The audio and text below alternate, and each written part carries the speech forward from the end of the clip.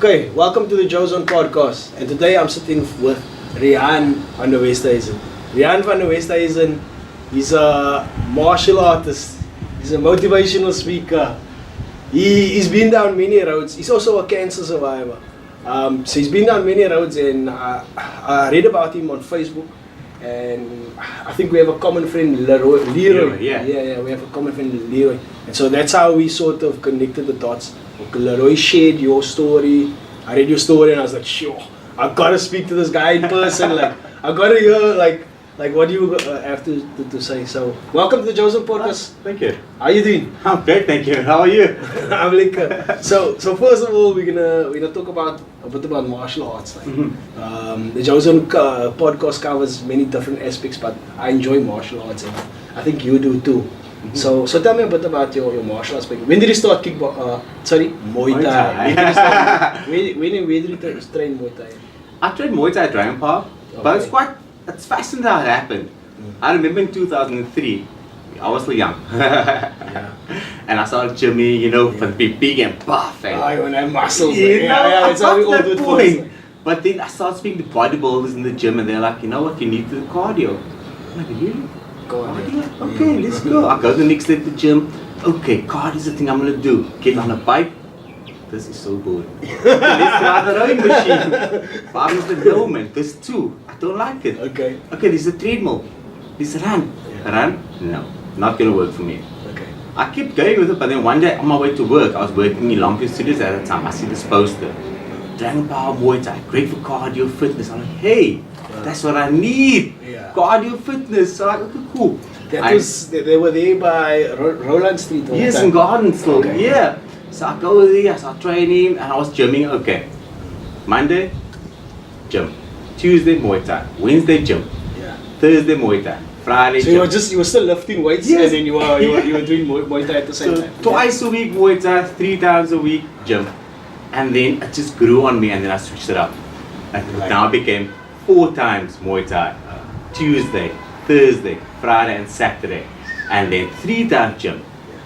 It would be the other 2 days, and the Sunday I was just in the gym, the sauna, the steam room. Sure, you spend a lot of time at gym, like. Exactly, you know what I mean? So, but most of the time was at Muay Thai. That time you were like a fitness freak or something like that. I wasn't that I was fit, it's just because into the bodybuilding, Oh, okay. And my body started developing very well. Ah. And then I got my first fight, and I was like, I'm over 86.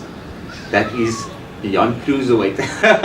Okay, your first fight is a Muay Thai fight. Yes, so my first fight Muay Thai, like, okay, I need to drop weight, and then I dropped the gym. Yeah.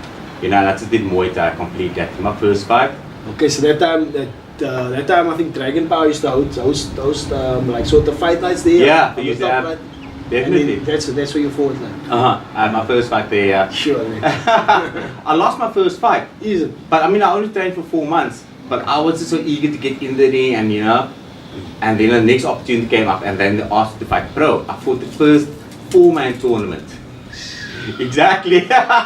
My second fight, 4-man tournament, and then I get knocked out. Ooh. It's a concussion. Exactly. I get knocked out, but yeah, I just got back up, went back to training. Okay. Because doing that fight, I realized, there's much more than just fighting. I can be a world champion. Yeah. And that's where the dream came. Okay, I'm gonna aim for that. Yeah.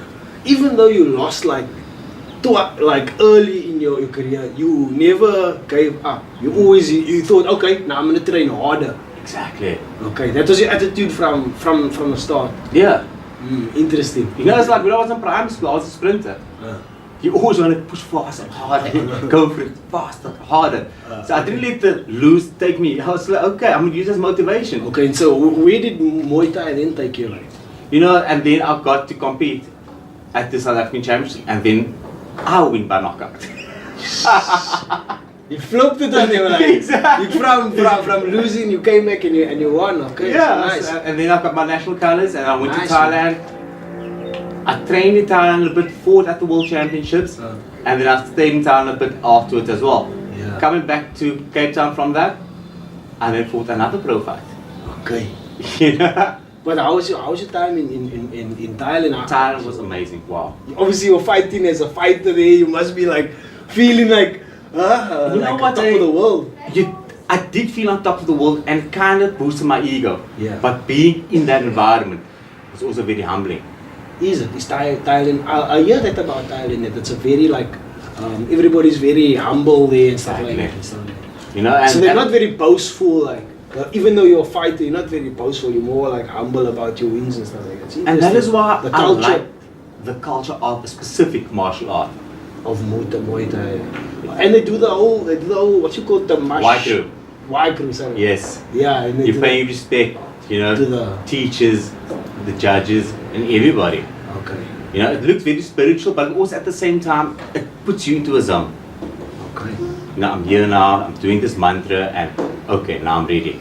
Okay, so you come back to South Africa and you have your first amateur fight? No. Sorry, that's a pro type. So you fight pro fight. I fight What pro fight. happens after that? I lost that fight, but then I thought, you know what, just keep going. Yeah. Because I'm going to get stronger. You know, you always learn something, be it a win or lose. Okay. Whether when you win something, okay, cool, you know this is what you need to do. When you lose, I need to change that up. Yeah, you must learn from your losses. Exactly, you know. And then I had to fight another fight. And then this fight, the fight I was supposed to fight, pulls out. Okay. And then the world number 2 super heavyweight that went to me to Thailand when I fought in Thailand, he fought and he got to number 2. So his fight also pulls out. We both trained to fight. My teacher calls and says, hey, this is the scenario. This is gonna be a fight night. What this guy's gonna do? You know, and I was like, you know what? To honor him and to honor myself, I'm not gonna waste my time. I trained to fight. How long is your fight camp for that fight? For that fighter, for myself. How long did you train for this fight that you were gonna fight? That was about 6 weeks. Okay, so you put in 6 weeks hard work. You know? You going, you're ready to go, and now, okay. Yeah. But then at the same time, like, I didn't care who was fighting. I always tell people, you know what? If someone's gonna approach you on the street, I'm not gonna ask you what your weight is. Ooh, that's dangerous though. That's dangerous though. I'm gonna go for it. So likewise, I use the same analogy. Now it is martial arts, but yes, I want to fight, and I'm gonna fight. So I fight the fighter, and I think the second round, he gives me a knee, but I took a lot of punishment.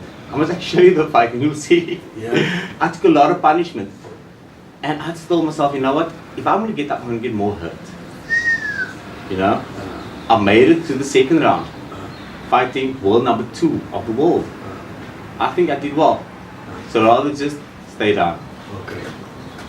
It's a weird thing about Muay Thai. Like it's like weight classes sort of sometimes don't matter.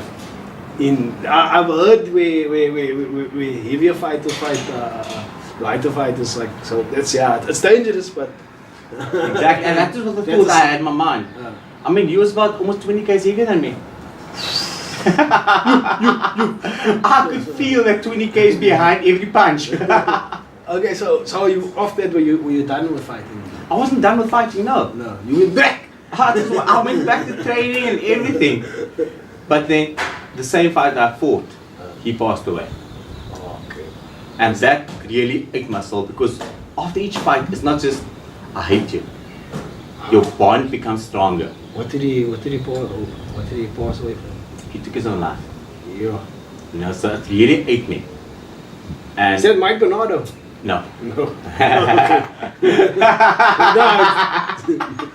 Yes, it took his own life. But now you know, I know he was a heavyweight. I was picking up. He was levels, like Mike Bernardo was heavy level. He was levels, yeah. And you know, it took me, but at the same time, you know what, I've achieved so much in my life. I've gone to Thailand now. You know what I mean? I'm ESA champ. I've done a few shoots. I even done a shoot for Samsung during the Olympics. Okay. I won a competition for Divine Dude, and all these things was just happening for me. You know, and then the ego obviously boosts. Yeah. So you're like, you know what? It's summer now. I'm gonna get me a bike as well. Yeesh. You know, I'm gonna be that man. Yeah. You A know? motorbike. Yes, I got myself as a Suzuki Bandit. Nice. Then on my way from southern suburbs home, I was living in Woodstock at that time. Yeah. A car jumped to Town Street, Sure. hit me with my bike, and I wake up 6 weeks later in hospital. Sure. So everything you were like at this high peak, and everything just turns like on its the head. script flipped completely. You wake up in hospital. In the medical clinic, and I didn't know who I was. I see my mother, I don't know who she was. I couldn't talk. I look at my arms, and I saw things in my arms. Oh, okay. I didn't even think, hey, why is this going on? For me, it was just, okay. And then I asked my mother, okay, where is Oma and Opa? Because I grew up with my grandparents in Heidelberg. Yeah. And my mom said, but Reyaan, they went out a few years ago. And then I connected the dots. I crossed over while I was in my coma. And I spent time with my grandparents. I didn't physically see them, but I was communicating with them. I felt their presence. I can't explain how it looks on the other side, you know what I mean? But I remember that they were there with me. And they gave me this sense of, you know what, I'm proud of you. Everything is okay. Just keep going.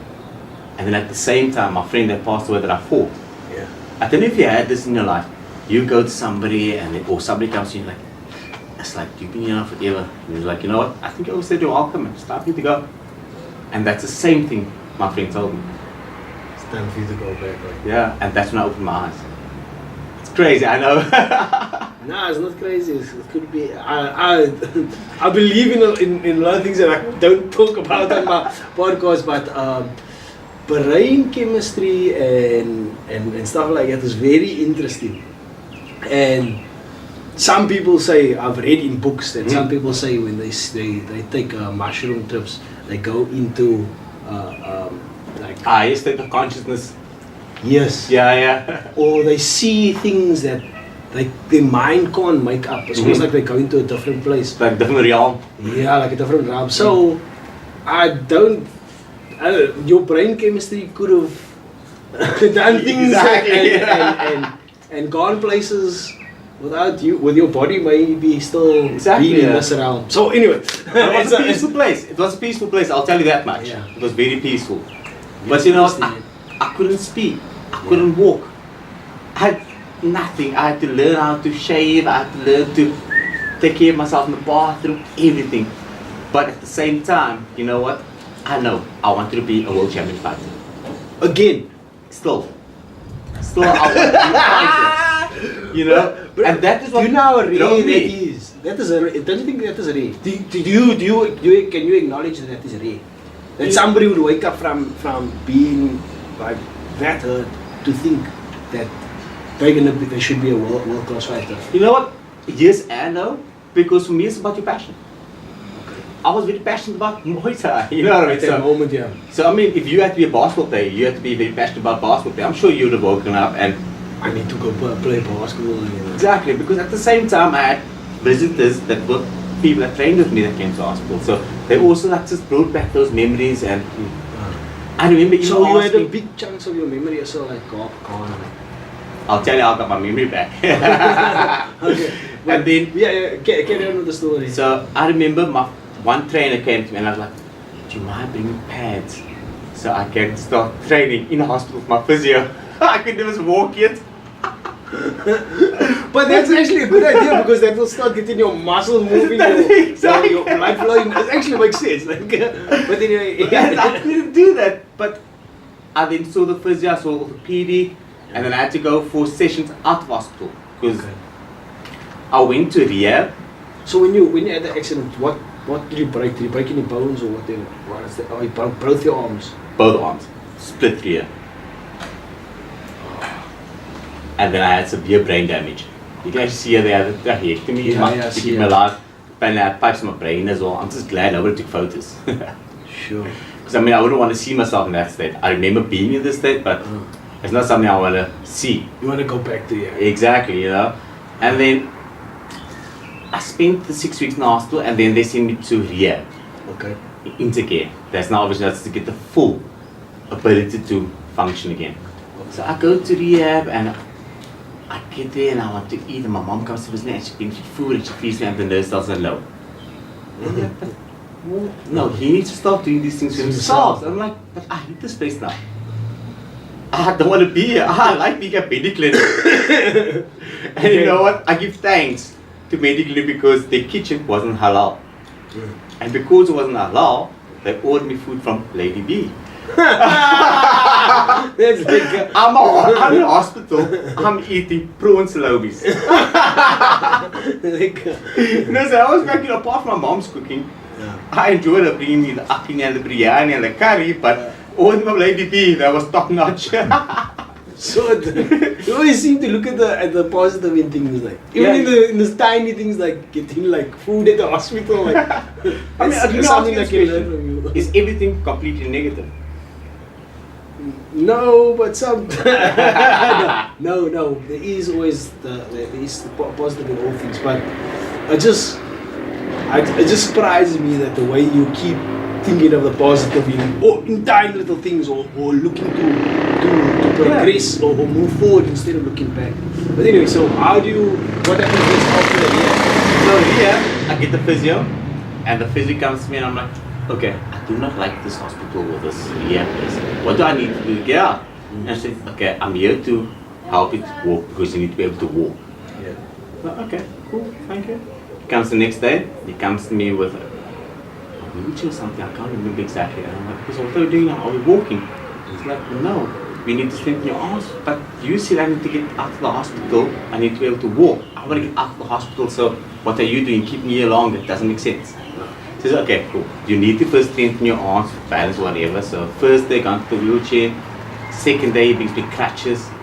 And then the third day, he brings me this walking thing.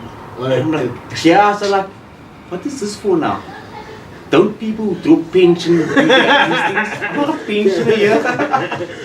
But he said, okay, cool, this needs to happen. Okay, fine, let's do that. And then he comes to me again the next day. And I walked in, like, I'm leaving this hospital now. The third day. No, it wasn't the third day, but on the third day I thought I don't need you anymore because I can walk. And I'm like, I'm going to walk out of this hospital. But obviously there's all discharge papers and all those things, so that took time.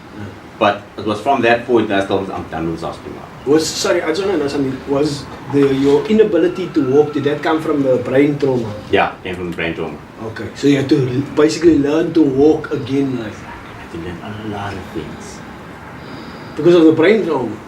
Like It was severe brain damage. like small things like brushing your teeth, and But like, yeah, you have to relearn it, like from like almost like you're like a kid again.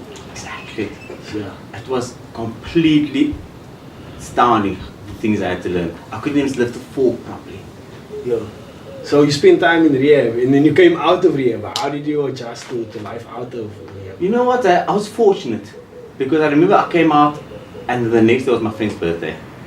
Okay. And my friend came and she spoke to my mom, to help him acclimatize back into everything. It's his bride, can take it to, and cool. So we went to his bride, yeah. So I got to see all my friends again. I lived, while I was almost like a patient still out of it, I was able to also kind of reconnect with my life. Okay. And then, because of my severe memory loss, I didn't really remember much. But at the same time, I was always a big Eminem fan. I read about this. I read about this part of the story. Okay. I've always been a big Eminem fan. And coincidentally, my friend, he hated Eminem. Easy. He was a trance cop, man. Yeah. He likes trance.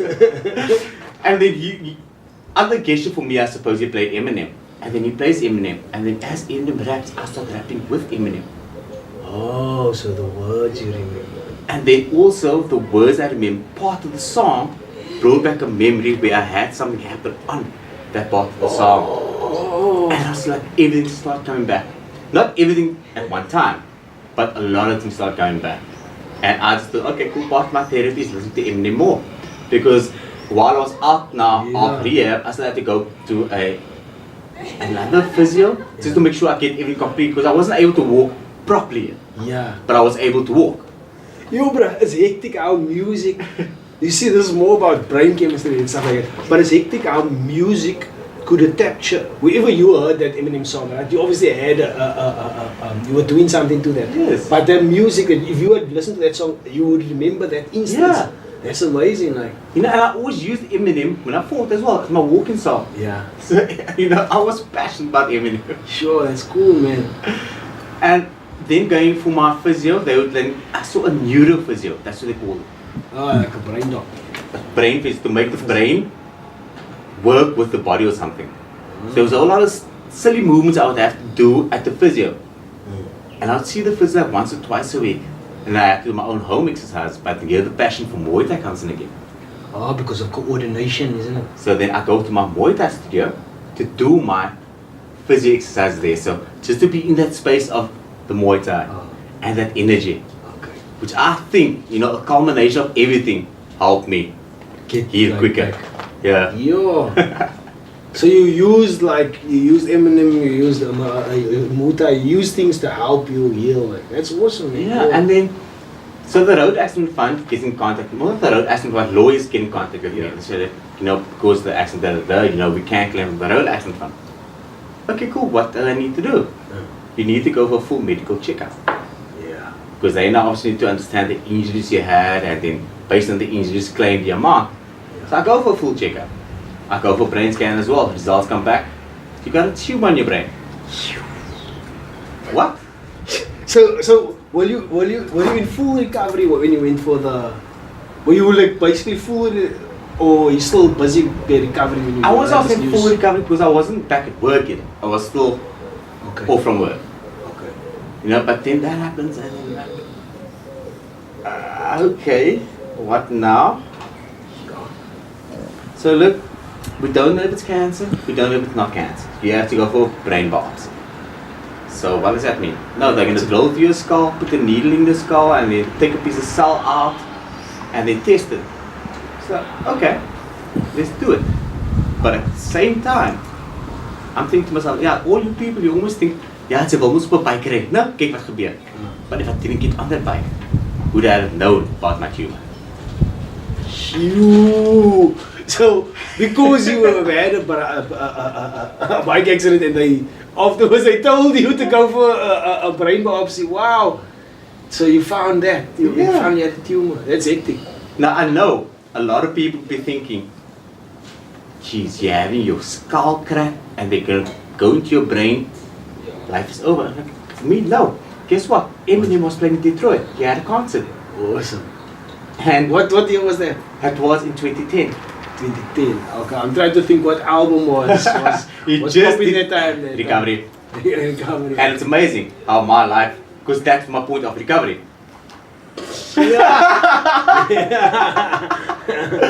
he's in recovery. That's the album where he's walking Not on the Afraid, road yeah. and Not Afraid. Not Afraid, yeah. Oh, well, it's even of the songs. So there was a lot of things that I related to in that album as well, but at the same time, when I had my brain biopsy, my doctor is like, okay, you don't have to do this. I'm like, no, I'm going to see Eminem in Detroit. I'm going to live life. Yeah. You are not taking that away from me. Yeah. I had a motorbike accident. My Muay Thai career was taken away from me. Yeah. I'm not going to let the brain tumor stop me from experiencing what I want to experience in life. There's a lot of things in life that I want to do. Yeah. And you'll find out as we go along that it's because of the things I had in life that I wanted to achieve that kept me going. Yeah. I listened to an interview with Tyson Fury recently. You know Tyson Fury? No, I don't. Tyson Fury is a boxer. Okay. He's quite a popular boxer. He's gonna fight a fight with Dante Wilder coming up soon. But he's suffering from mental illness, and he's adamant that you don't need medicine like pills and stuff like that. Or he says he didn't use pills and stuff like that to recover from mental illness. All he did was set goals. He set a goal, right? If I focus on this goal, that is how that's all I'm going to focus on, and that will make me push through the mental illness. Because you know what, if you focus on your goal, you're only focusing there. Do you remember this? Do you remember that? No. You're just focusing there. Yeah. So you went to Eminem's concert in 2010? Detroit, yeah. That's awesome, man. And when I come back, I remember flying to Detroit, I was like this patch on my head. Yeah. But me, no, I haven't forgot I had the patch on my head. I was like, I'm going to see Eminem live in Detroit. That's like, yeah. Yes, man. You know, in his hometown. I even walked down 8 Mile Road like a pilgrimage. And then from there, I traveled my friend, and we went from Detroit. Okay, cool. Hey, we're still here. Let's get an Amtrak. We go to Chicago. We backed at Chicago. Nice. From there, okay, we're in Chicago now. You show this big globe and all of those things. Let's go to New York. We go to New York, and we around in New York. We did the whole big park called No, Central Park. Central Park, and in Manhattan. I even explored the Bronx. Nice. Yeah, and a lot of friends that I speak to from America, they're like, "Are you crazy? I've gone to the Bronx." And you've been to Hanover Park. And you've been to Manhattan. Come on. So that happened, and then I came back, and I'm like, okay, I want to still fight.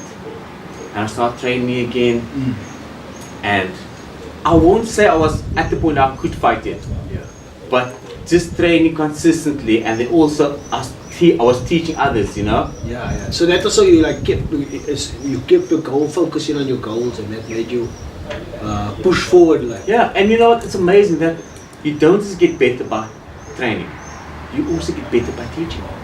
Yeah, that's true. So I got both worlds for me, and then 2015, I got this point, okay, I want to fight again. And what was crazy, because I knew I had the brain tumor and I had the operation, my defense for my head was very good. Your head movement. Exactly. Head movement is very important. I was always protecting my head. I mean, I'd take a knock in the legs or whatever, but my head was always protected. You couldn't get to my head. And if you came storming, I would cover up, but I'd never let you hit my head. It's important. So then you go for the surgery? When is the surgery going to? So then I think, okay, cool, I'm going to get ready to fight. I didn't go for surgery because I had metal plates in my arms. Yeah. I had 2 plates and 10 screws, 1 plate and 5 screws here. I go for surgery, they have to remove. Cool.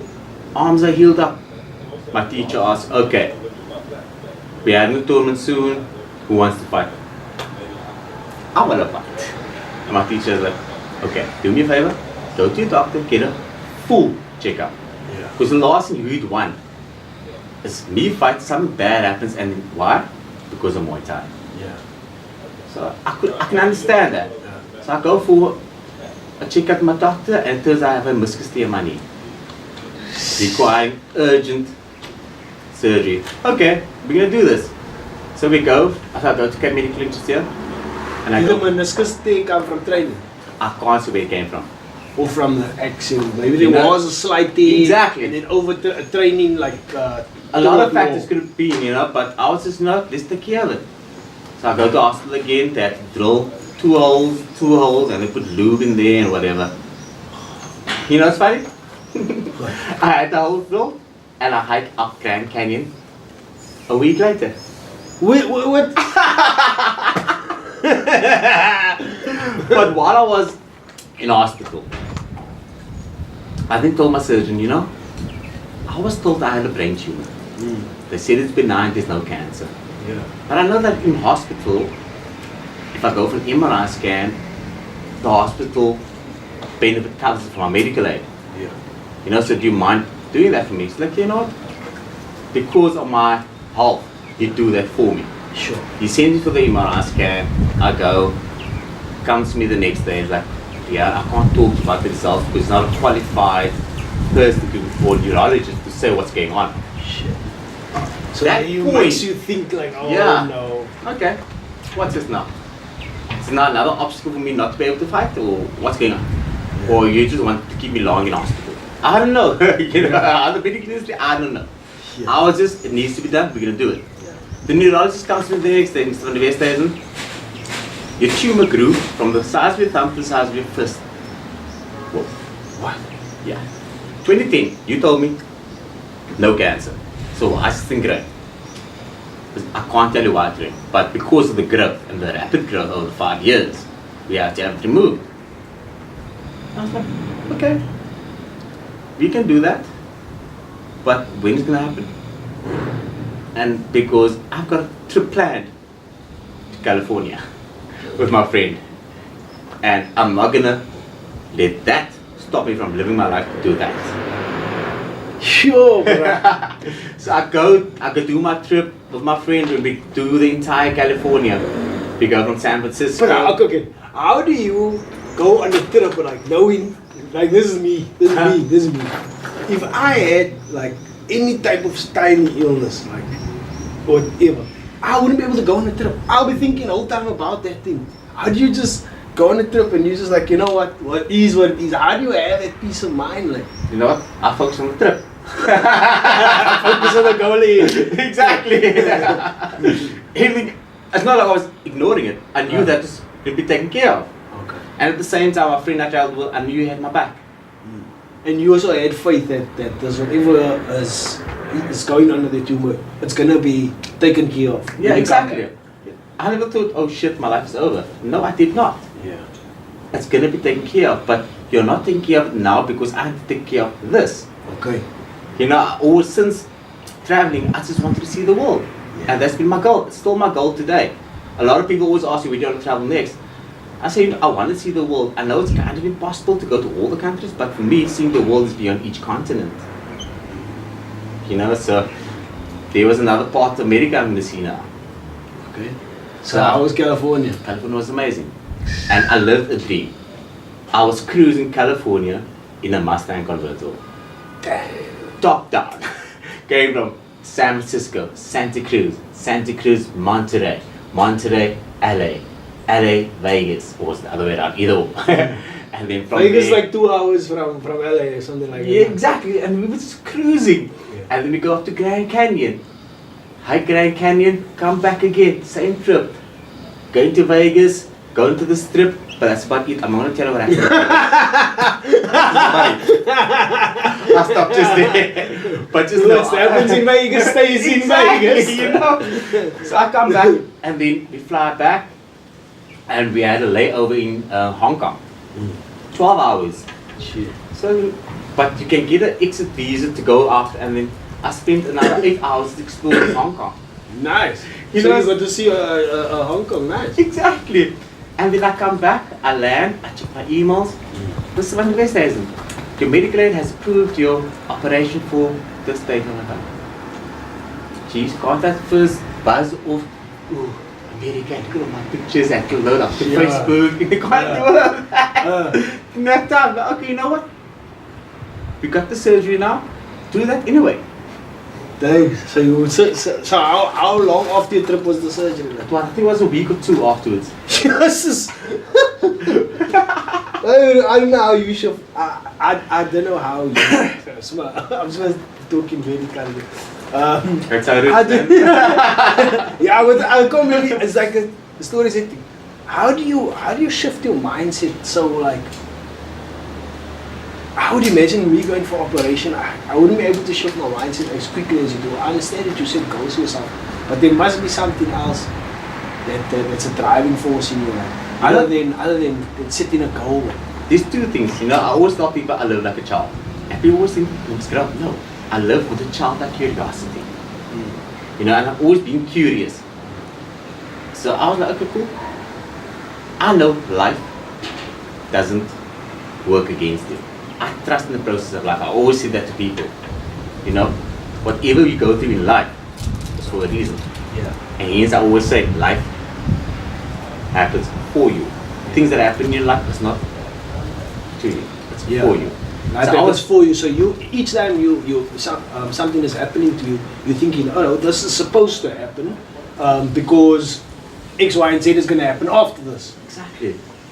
You know, and then I was just curious about what's going to happen afterwards. So I go, How are you going to recover? How are you going to work You back? know- How are you going to get to that next fight? Exactly, you know, how am I the going to next get back? step? Yeah, all of those things. And then I go for my plastic surgery. Coincidentally, seeing that you mentioned, I go to Sweden after my plastic surgery. Not immediately, but I mean, that But was you my plan a trip to Sweden. I see how you can almost deal with the dark times, like by keeping your eye on the light times. Hey, I'm gonna go to Sweden. I'm gonna plan me on the next trip when I come back from this, or even in your recovery, you planning already for. And here's the the sad next part. goal. It was a bit sad for me because in 2014, when I just had my operation, my arms, I then got honored as the team coach for the African Muay Thai team, and we toured Malaysia. So again, I got to travel again, and also. By that time you weren't fighting, you were Nah, just but like a also- trainer. Yeah, but also wanted to be that Muay Thai world champion, you know? Ah. Even just like connecting. So I go to Malaysia, and they said, okay, the next World Championship is in Thailand. So, okay, I now got this brain surgery. I got World Championships in Thailand. Okay, let's do the brain surgery, but where was mine? Thailand. It wasn't about the brain surgery. It's okay, this is a part to get to Thailand, you know, to avoid me from going through all walks of life now. I'm just going to sit here in hospital and be easy, and then when I'm out of hospital, I'm going to go to Thailand. Or you're gonna train to go to Thailand? No, because I was going to go with the team again. Oh, okay. They're just you're gonna be part of the team again. Right? Exactly, as the coach, because I was still the coach. Ah, You see, so I need to go with my team to Thailand. See, so each time you have something to look forward to, like Yeah. I see what you And here's the crazy thing, I was just thinking about now. So I've got something to look forward to, and then life says, no, you can't do it. But actual life, I'm going to do it. You show you're gonna make it work for yourself. Exactly. That's cool, man. But then they come to me and they say, Mr. Van Der Westhuizen, we couldn't get the entire tumor out. So, what? So then let's get it out. I can't cut your brain again. So now how am I going to get rid of it? You need to obviously test the cancer, and then you need to go on cancer treatment to get rid of the entire tumor. Like, okay, so what do I need to do? Well, you need to go for either chemo therapy, but I'm not going to do chemotherapy. You know, because I had people in my life, friends, family of friends, you know, they all passed away from chemotherapy. You know, the bodies can't handle the poison and all of those things, you know. And I told my doctor that, and he's like, okay, cool, you know. Medical aid also approved radiation for you. Okay, cool, so when do we start? We're starting, no, I'm going to Thailand.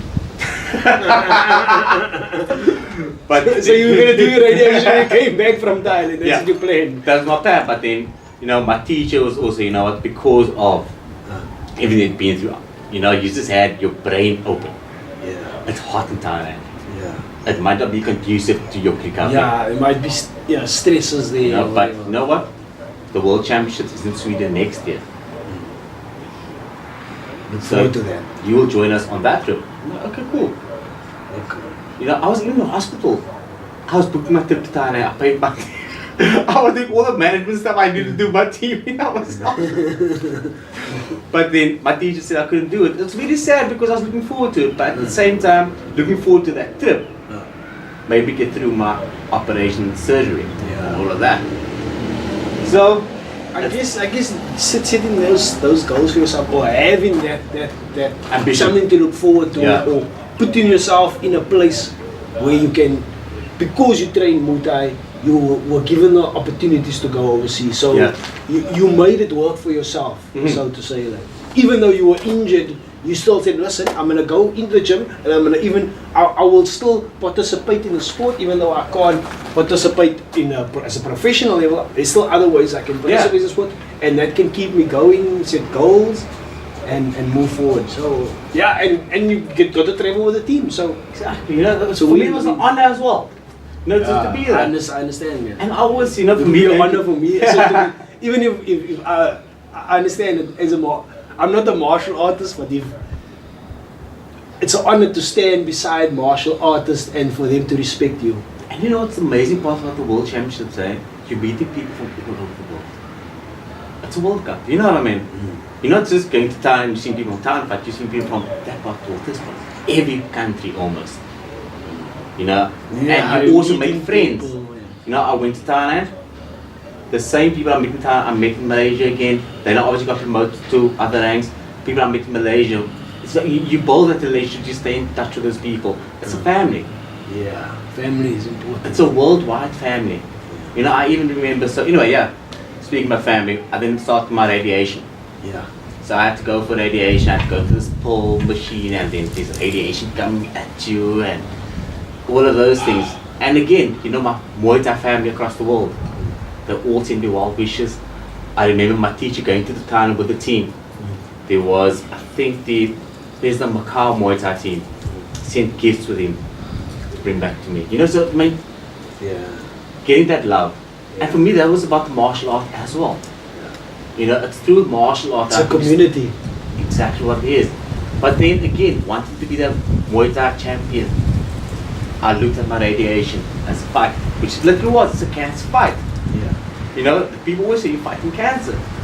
But to me, I was fighting another opponent. I would walk, you know, you get this radiographers, they escorting out this machine. They were my corner. You know, you walk You're corner, man. Yes. You're going into the radiation, you're going to take on this opponent. And then also they play music. Yeah. And I made them play this with Eminem. And that was my walking music. Yeah. And then I laid in this thing. You know, as a Muay Thai fighter, the first principle is you protect. So you keep your hands up. Yeah. I would lay in this machine with my hands up. Almost like you're fighting. Exactly. Protect yourself at all times. But That's at a the boxing same principle time, as well. I have these beams coming at my head. And there's a tumor that's also in my head. So I thought, okay, cool, that beam's coming. It's me fighting. Punch, punch, punch. Yeah. And the tumor is the other opponent. And my brain is the ring. And that's how I looked at every session.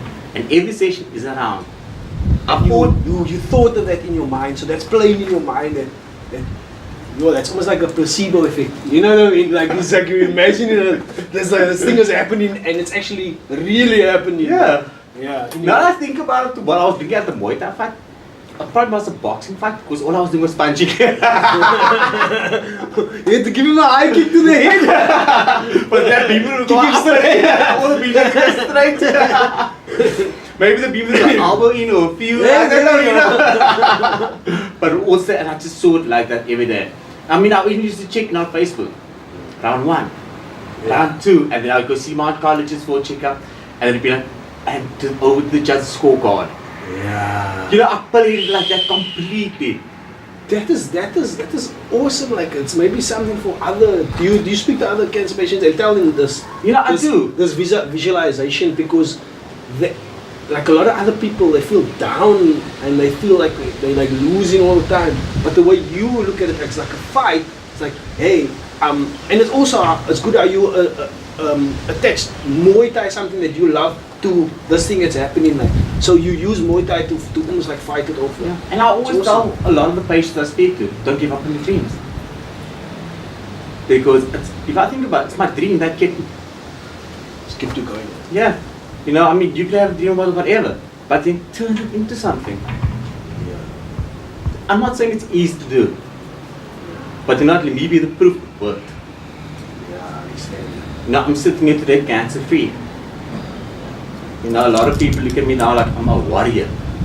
You are a warrior, man. You see, and you are a warrior. You're a martial artist. It's just the fact that you can walk and talk like you are doing now. Because I'm learning from it. My videographer is learning from it. We're learning from like these small things like I guess this is about the time that we can talk about it for now. It's like I've been through something traumatic, like, and it's very small compared to what you've been through. You just told me, and you're aware of it. Like they held the gun to my face, and they held the gun to my face, and they like hit me at the bottle, at the back of my head with a bottle. But I fought to keep my wallet and my phone on me. That was my goal. It wasn't to stay alive, which was a stupid thing. It was to keep these thugs from getting my things. That was my goal. Of course. And that's how I was able to defend myself. But let's do what you're saying. What's your goal? And you're sitting today. Yeah, but You still have your phone in your wallet, right? You see? You see? but my aftermath is not as nice as your aftermath. Now I feel I'm full of anxiety. Like till today, like, Yeah, of course. as I'm sitting here in front of you, I feel like I'm full of anxiety. And it's been almost a month now. I also I'm very edgy with people. I'm like a fight. I'm more open to confrontation and fights and stuff like that now than before. Like, and other people might be not even attacking me, but I'll be, hey, so look, what? Yeah. Do you want to fight now? Or whatever? And it's not necessarily. It's a stupid thing. Like, so. How do I deal with this, bro? And it's mine is small compared to yours. You know, I always say it's about meaning attached to things. I mean, you saw that as a big traumatic event. I mean, I'm not saying it's not traumatic. Yeah. But how do you know that if that never happened, if you crossed the road a car and suspend and knock you over, that it will save your life? You think about it. You know, it's how we look at things at times. You know, it's unfortunate, and I'm sorry it happened to you. But things could be worse as well. Yeah. You know, that happening to you prevented something else happening to you which could have been worse. So I want to be grateful and give thanks. For me also, it's like I have this like vengeance that I want to get against those guys.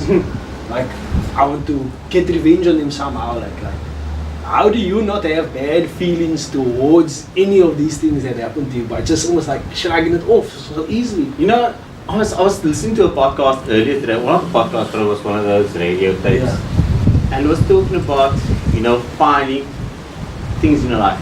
And I realized, you know, through my upbringing and because of my fights, I've gained this tenacious attribute where I have this tenacity in the sense that I'm going to show you better. Yeah. But showing you better is not harming you. You know, I like that. You know, there's a saying about to show your haters something like that. Yeah. It's something about that. The Bible says something like turn the other cheek, but I understand the way you say it is like show that you're better. Show that you can do better. Exactly. Show those thugs that I'm going to live a good, clean life in a better way, and that's how I must look at it. Like. Yeah. I'm not saying it's easy. Yeah. You know, but once you start doing that with a lot of things in life, it becomes so natural that it's. That the other things will shrug it off. Yeah, that's why it's very difficult for me when people always ask me, how do you do that? You know, it becomes so natural to me. It's a part of me now. Okay. You know, I always say, if you're going to smack me, I can choose to be upset or I can laugh at you. You can probably smack me much harder than I can smack you. But I can choose. You know? You wake up in the morning. Yeah. What do you decide? You have a decision to make. You see, it's your choice. So you can wake up and say, damn this. I must face that. Hey, here's another day. I'm going to conquer the world. I'm going to get a step closer to where I want to be. Yes. And I'm getting a step closer to where I want to be. You know? I mean, if I look at all my trauma now to date, I've managed to become an NLP practitioner. I became a life coach. What's NLP? NLP, Neuro Linguistic Programming. Sure. Which is crazy. I mean, What is that? Well, you were mentioning of how through my brain I was able to form and all of those things. Brain chemistry, yeah. No, but it's literally just reprogramming your mind. Yeah. Your brain has like synapses and it's like reprogramming because sometimes it's the programming goes a bit wrong if it's knocked a bit hard. Like. It's not C+ or Python or, you know, it's not those programming, but it's neuro programming. Okay. You know, so something can happen in your life and you can look at it one way, but then through me reprogramming your mind, you look at it differently. I kind of done it to you now in a bit, but I mean, I could have a full session with you. You know, those kind of things. And then, so it's like almost like reinforcing what's positive, or not what's positive, but yeah. Just seeing something differently. Looking at it from a different point of view. I mean, there's one thing called fast phobia cure.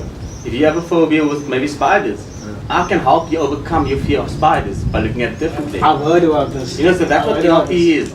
And then I also became a life coach. Have you heard of Jordan Peterson? No. Okay. He spoke about that a bit. Anyway, so what else have you? So I've done life coaching. I've also become a hypnotherapist. Yeah. And you know, I've done all of those things to make myself stronger and empower myself, but at the same time to help other people. Yeah, I think that's probably your best attribute now. It's like I can look at you and learn so much, like so much people can learn so much from you.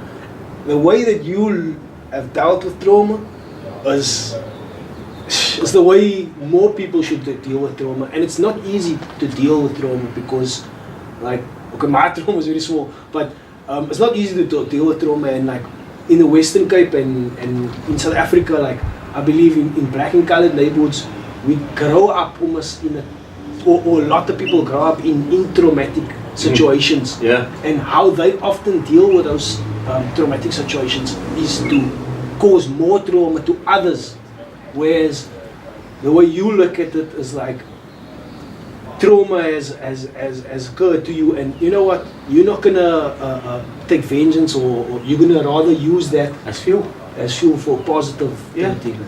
Yeah, that's push you forward. I mean, think of a rocket. Yeah. What does fuel do to a rocket? It makes you go faster. So The more bad things, okay, I burn all of them quicker. To push you further. Like. Exactly. That's why I always tell people, I have the saying, I don't believe in going onwards and upwards. I go onwards and forwards. Because if you go onwards, you go up. Yeah. I'm going forward. So you go down again, you still have to catch up. Because I'm going forward, but at the same time, if you're going up, you're avoiding things. Going forward, you're going through things. And going through things, you are learning. And what does learning do? It makes you a better person and you grow.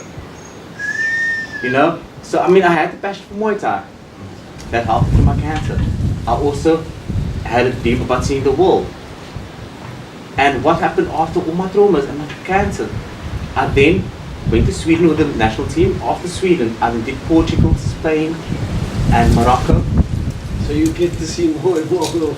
And then I also, just now, in this year, in March, I went to Egypt as well. All because I kept my eyes on the things I want to do versus looking at this is what happened to me. Anybody, if you think of something bad, what happens to your body? Yeah, you have that whole demeanor, your whole demeanor goes like that, you start to feel like not well. But I focus on, I'm so excited, I want to keep going. I can see that. You know, and that is the thing, that's why it's not because I'm not negative or I'm positive all the time, it's just that I know what negativity does, so why would I want to be? You know? Buddy, Shan, it's been an awesome chat. Like, you've taught me so much. So many people are gonna learn from this podcast. Like, I hope, and I'm gonna share the hell out of it. And this is not the only time we're gonna chat. We're gonna chat again because I think you can add a lot of value to a lot of people out there in the Western Cape. You know, and I'm honored to have had the opportunity, and you present me with the opportunity to do this, because you know I've recently come to my life and I've created this own mission statement for my life. I want to change the world, but to change the world, I need to make a difference in people's lives. You can have your own podcast. We're gonna set you up. You know, but anyway. And to me, to make a difference in someone's life, is just by having a positive interaction with it and leaving a lasting impact that will enable them unlocking their true potential to enable success. And success is not about being business oriented, or success is just a successful life and a successful world. That's it. I cannot change the world by just magic wand, but I believe I can change the world with just one person at a time. I think this podcast will at least hit one person, maybe more, but it's gonna get somebody to say, yo, I learned something here. And you know, and I take full gratitude by you acknowledge that I've made an impact on the world. So it just reinforces that what I want to do and my vision for the future is there. Okay. Thank you. So that's a wrap. Cool, man. Must I rap now as well?